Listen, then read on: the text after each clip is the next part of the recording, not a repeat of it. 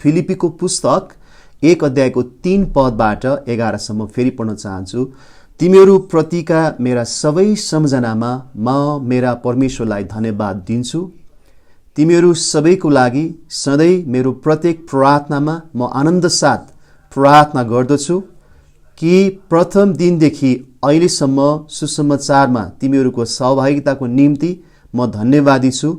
मलाई यो दृढ विश्वास छ, जसले तिमीहरूमा एउटा असल काम सुरु गर्नुभयो उहाँले नै येशू ख्रीष्टको दिनमा त्यो पूरा गर्नुहुनेछ।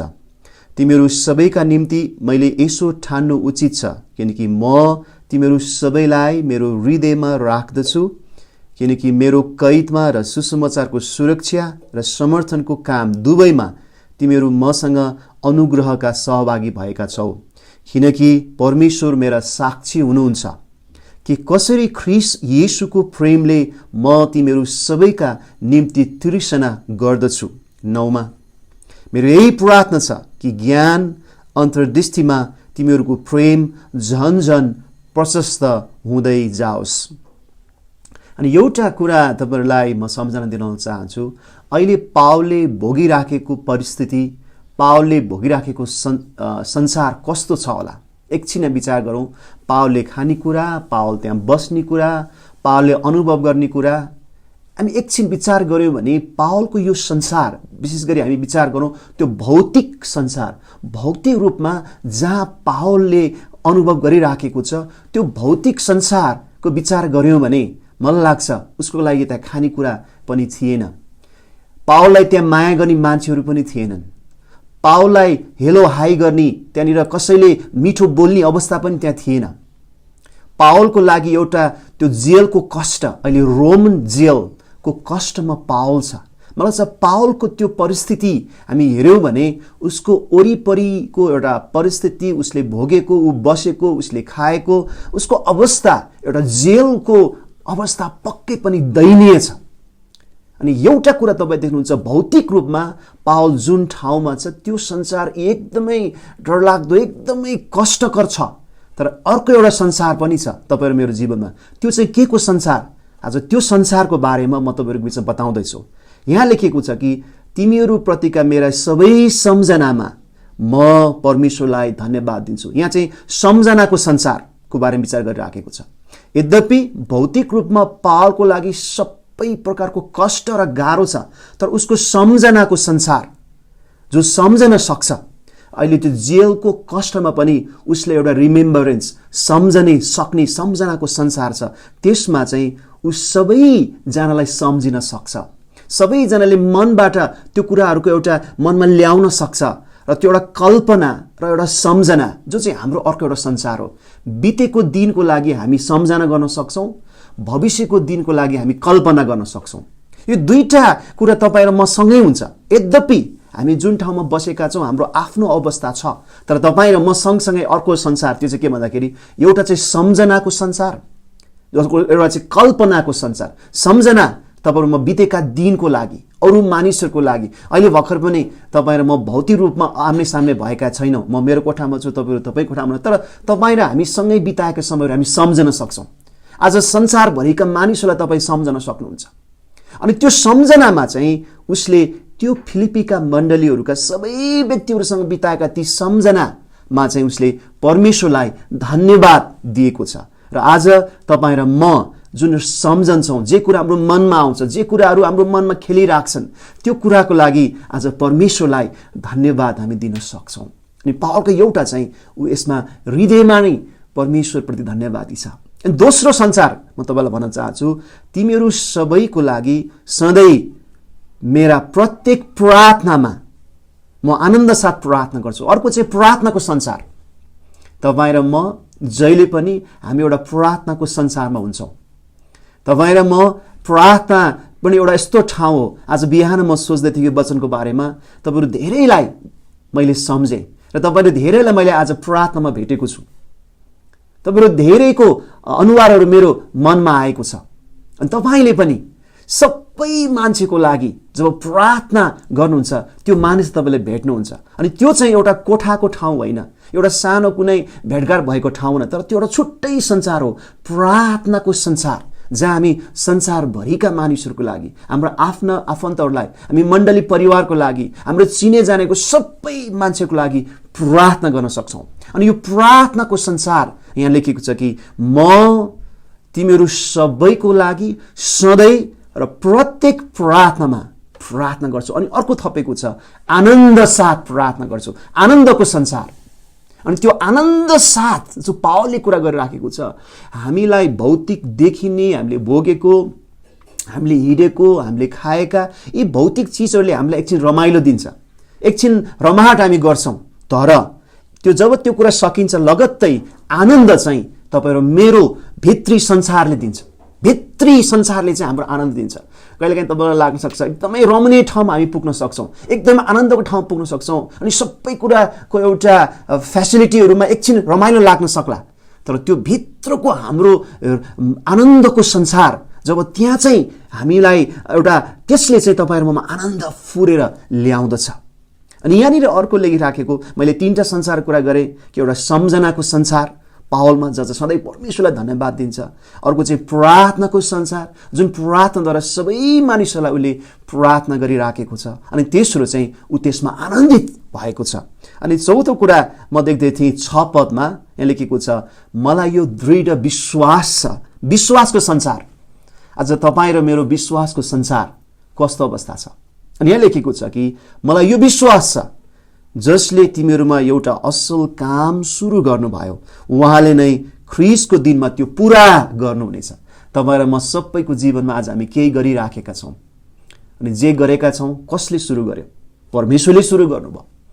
आज तपाईँ र मेरो जीवनमा हामी थुप्रै कुराहरू देख्न सक्दछौँ, हामी त्यसको सहभागी भएका छौँ। अनि प्रभुले जे कुरा सुरु गर्नुभएको छ, अनि त्यो सुरु भएको कुरालाई एक दिन परमेश्वरले पुरा गर्नुहुन्छ भन्नलाई चाहिँ हामीलाई विश्वासको संसारले मात्रै देख्न सक्दछ। तर विश्वास एउटा त्यस्तो संसार तपाईँ र म भित्रै छ जसले चाहिँ भविष्यको कुराप्रति देख्दछ, भविष्यको कुरामा निर्धक्क हुँदछ कि आज तपाईँको विश्वासको संसारमा तपाईँ पावल जस्तै ढुक्क हुनुहुन्छ कि आज जे कुरा परमेश्वरले सुरु गर्नुभएको छ त्यो चाहिँ ख्रीष्टको दिनमा परमेश्वरले पुरा गर्नुहुन्छ। थाहा छैन पावल कुनै पनि बेला अन्त्य हुन सक्छ। पावल अहिले त्यो जेलको यस्तो कष्टमा छ, उसलाई कुनै पनि बेला मृत्युदण्ड दिन सकिन्छ। मानिसको जीवनमा हुन आउने घटना उसले नदेख्ला, तर उसको विश्वासको आँखाले चाहिँ हरेकको जीवनमा जे कुरा परमेश्वरले सुरु गर्नुभएको छ त्यो एक दिन हुनेछ भनेर विश्वास गरेको छ। अनि तपाईँ र म पनि आज त्यो विश्वासको संसारद्वारा हामी आज भविष्यको आशा गर्दछौँ। जे कुरा आज तपाईँ र मेरो जीवनमा परमेश्वरले थालनी गर्नुभयो, जे कुराहरूको सुरुवात भइराखेको छ परमेश्वरले एक दिन त्यसलाई पुरा गर्नुहुनेछ। तपाईँ र मेरो परिवारको जीवनमा, हाम्रो आफ्नो आफन्तहरूको जीवनमा, हाम्रो नजिकका व्यक्तिहरूको जीवनमा आज हामी त्यही कुरामा ढुक्क हुन सक्छौँ कि परमेश्वरले जे कुरा सुरु गर्नुभएको छ एक दिन परमेश्वरले त्यसलाई पुरा गर्नुहुन्छ। यद्यपि हामी कतिचोटि भौतिक रूपले त्यहाँ नहुन सक्छौँ। मलाई लाग्छ फिलिपीका मण्डलीका मानिसहरूको निम्ति पावल भौतिक रूपमा त्यहाँ छैन, त धेरै टाढा रोममा एउटा त्यो कस्टोडीमा जेलखानमा छ। तर उसको संसार यति फराकिलो छ कि जेलको कुनाबाट पनि आज फिलिपीका मान्छेहरूले त्यो संसारमा ठाउँ पाउन सक्दछन्। अनि विश्वासको संसार, अनि तपाईँ र मसँग आज त्यो विश्वासको संसार छ। त्यसपछि अर्को एउटा एकदमै महत्त्वपूर्ण पावलले भनेको छ 7 पदमा तिमीहरू सबैका निम्ति मैले यो सो ठान्नु उचित छ किनकि म तिमीहरू सबैलाई मेरो हृदयमा राख्दछु। सबैजना मानिसलाई म मेरो हृदयमा राख्दछु। अनि मलाई लाग्छ तपाईँ र म आज मानिसहरूलाई हाम्रो कोठामा राख्नलाई कतिचोटि ठाउँ नहुन सक्छ, अलि सँगै बस्न पनि सँगै राख्न पनि अवस्था छैन। किनभने अहिले हामी हेर्दछौँ कतिचोटि त्यसको आफ्नो भौतिक कुराहरूको आफ्नो सीमा हुन्छ, भौतिक कुराहरूको त्यसको आफ्नो एउटा त्यसको एउटा सर्टेन क्षेत्र मात्रै हुन्छ। तर एउटा यस्तो ठाउँ पनि छ, त्यो चाहिँ हृदयको ठाउँ हो। यहाँ लेखेको छ कि तिमीहरू सबैलाई म मेरो हृदयमा राख्दछु। अनि आज हाम्रो हृदय जसरी पावलले त्यहाँनिर सबै मानिसहरूलाई उसले आफ्नो हृदयमा राखेको छ। ऊ त जेलमा छ, त्यहाँ त कोही पनि राख्न मिल्दैन, कोही पनि त्यहाँ हुँदैन। तर उसको एउटा हृदयको संसार यति फराकिलो छ कि उसले फिलिपीका विश्वासीहरू सबै मानिसहरूलाई आफ्नो हृदयमा राख्न सकेको छ। अनि आज तपाईँ र म पनि हामी भौतिक रूपमा हामी एकअर्कालाई अहिले भेट्न सकिरहेको अवस्था छैन, हामी टाढा टाढा छौँ, तर पनि हाम्रो हृदयको संसारमा आज सबैजनाले ठाउँ पाउन सक्छन्। बिहानै जब हामी सम्झँदछौँ हाम्रो हृदयमा सम्झन सक्दछौँ। अनि मलाई लाग्छ त्यो हृदय आज प्रभु कहाँ आएको कारणले गर्दा, प्रभुलाई चिनेको कारणले गर्दाखेरि, परमेश्वरको रहस्य बुझेको कारणले गर्दा आज हाम्रो हृदय यति फराकिलो भएको छ कि त्यहाँ धेरै मानिसले ठाउँ पाउन सक्दछन्। अनि परमेश्वरले जुन हृदयमा बास गर्नुहुन्छ अनि त्यो हृदयमा धेरै मानिसले पनि बास गर्ने अवसर पाउँदछन्। यदि परमेश्वरको उपस्थिति त्यो हृदयमा भएन भने कतिचोटि मानिसले आफैलाई पनि हृदयमा बास राख्न गाह्रो हुन्छ। मान्छे निकै आफैदेखि दिगदार हुन सक्दछन्। कतिचोटि मानिसले आफैलाई पनि माया नगर्ने मानिसहरू पाउँदछौँ। एकछिन विचार गरौँ न, यो पेन्डेमिक ग्लोबल जुन यो अहिलेको क्राइसिस भयो, नेपालमा मात्रै करिब 3200 भन्दा बढी मानिसहरूले आफैलाई हत्या गरेका छन्, मानिसले सुसाइड गरेका छन्। किन भन्दाखेरि उनीहरूको हृदय यति कठोर भयो कि आफैले आफैलाई पनि माया गर्न सकेनन्, आफैदेखि दिगदार लाग्यो अनि त्यसपछि उनीहरूले आफैलाई पनि हत्या गरेका छन् भने आफैले आफैलाई पनि राख्न सक्ने ठाउँ भएन।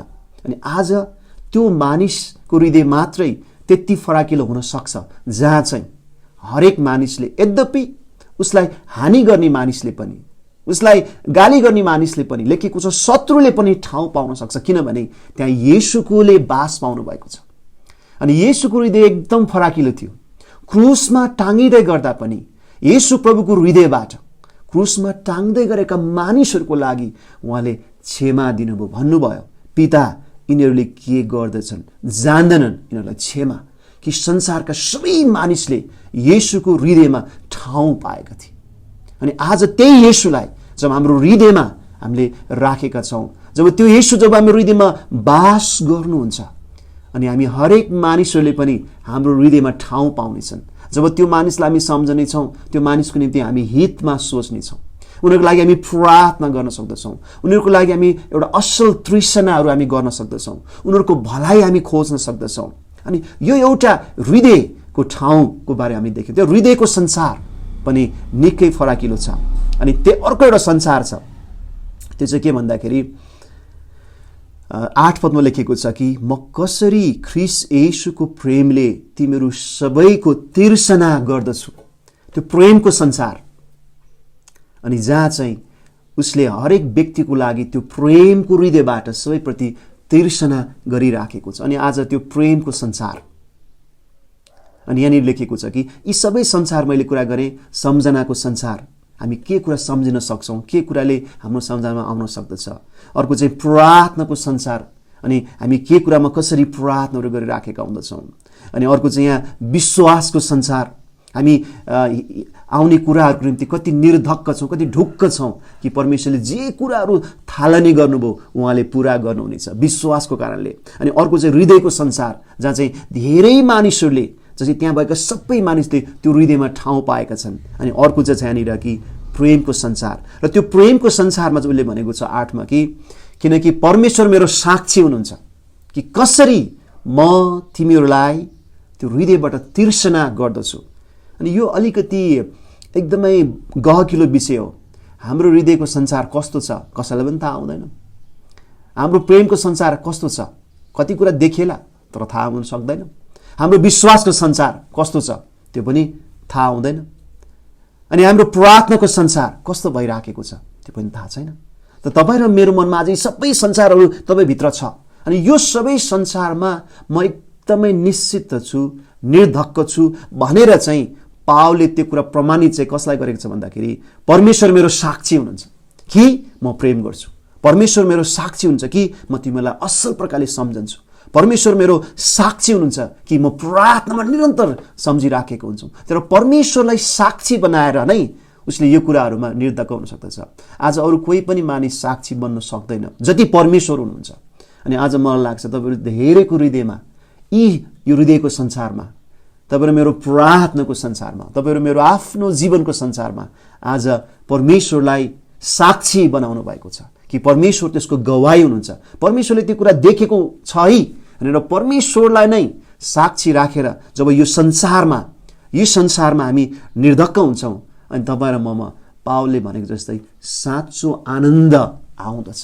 र फिलिपीको पुस्तकको प्रमुख शीर्षक नै प्रभुमा सधैँ आनन्द गर। अनि आनन्द कुनै घटनाले होइन, कुनै सुविधाले होइन, कुनै चिजले होइन। सबै कुरा पाएका मानिसहरू पनि आज आनन्दित छैनन्। सबै कुरा भएको मानिसहरू पनि आज आनन्दित छैन। किन भन्दा भौतिक देखिने संसारमा सबै कुरा भयो, तर उनीहरूको मनको संसार, उनीहरूको सम्झनाको संसार, उनीहरूको प्रार्थनाको संसार, उनीहरूको विश्वासको संसार, उनीहरूको प्रेमको संसार, त्यहाँ चाहिँ एकदमै डिस्टर्बेन्स, त्यहाँ चाहिँ एकदमै घाइमल र अनावश्यक कुराहरूले त्यहाँ राज्य गरिराखेको छ। अनि तपाईँ र म आज घरमा छौँ, तर घरको संसार एउटा हो, तर तपाईँ र मेरो मनको संसार त्यहाँनिर छ। अनि आज परमेश्वरलाई चिनेकाहरू, परमेश्वरको नजिकमा आएकाहरूले चाहिँ त्यो संसारमा नै प्रभुलाई साक्षी राखेको छ। अनि त्यो संसार, त्यो ठाउँमा चाहिँ शुद्धता र पवित्रता आउँदछ। अनि यो परमेश्वरको यो प्रार्थनाको, परमेश्वरको सम्बन्धको, परमेश्वरसँगको जीवनको जुन सम्बन्धको ठाउँ छ, त्यो कुराको अन्त्य हुँदैन। पाउललाई लाग्छ कि यो जेलबाट भरे भोलि कुनै पनि समयमा त्यहाँका अधिकारीहरूले उसलाई चाहिँ मृत्युदण्ड घोषणा गर्न सक्छन्। तर त्यो मृत्युदण्ड र शरीरको अन्त्य नै उसको विश्वासको, उसको प्रेमको, उसको परमेश्वरको सम्बन्धको संसारको अन्त्य होइन। अनि जब त्यो संसार, त्यो परमेश्वरको ठाउँलाई हाम्रो हृदयबाट बुझेका हुन्छौँ, अनि त्यो बेलामा तपाईँ र ममा साँचो आनन्द उर्ली आएको हुन्छ, उर्ली आएको हुन्छ। अनि परमेश्वरले तपाईँको जीवनमा काम गर्नुभएको होस् कि आज मैले भने एउटा हाम्रो भौतिक देखिने, भोगेको, हेरेको संसार छ, अर्को चाहिँ तपाईँ र मेरो हृदयको संसार छ, सम्झनाको, प्रार्थनाको, विश्वासको, प्रेमको। अनि त्यो पक्षमा जब हामी ख्रीष्टलाई साक्षी राखेर जिउँदछौँ, अनि पावलले जस्तै यो अवस्थामा भन्न सक्दछौँ कि प्रभुमा सधैँ आनन्द गर। के तपाईँ आनन्दित हुनुहुन्छ?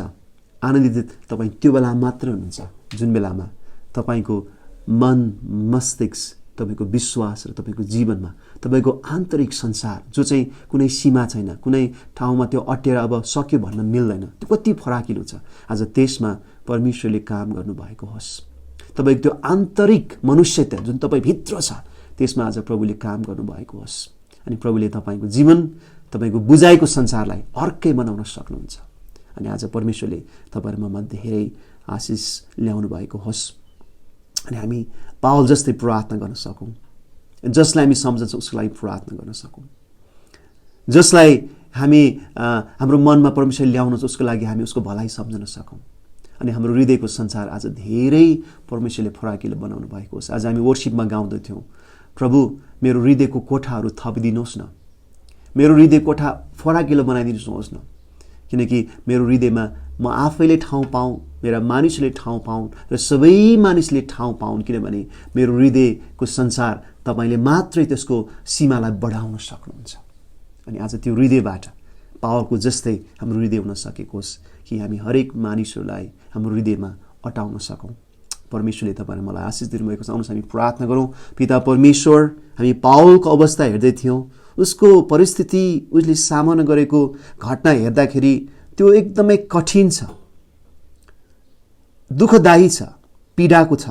तर ऊभित्र त्यो जेलको भित्र हुँदै गर्दा पनि ऊभित्र अर्को एउटा संसार, अर्को एउटा परिस्थिति, अर्को एउटा फराकिलो ठाउँको बारेमा कुरा गरिराखेको छ। त्यो चाहिँ हो सम्झनाको, प्रार्थनाको, विश्वासको, आनन्दको, हृदयको अनि प्रेमको। आज हामीसँग पनि यो कुरा जोडिराखेको छ प्रभु।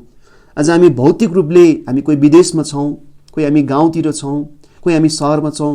अनि भौतिक रूपले अहिले हामी एक प्रकारको कतिहरूले काम पनि गुमेको अवस्था छ, कतिचोटि हाम्रा अवस्थाहरू कठिनाई र गाह्रो छ।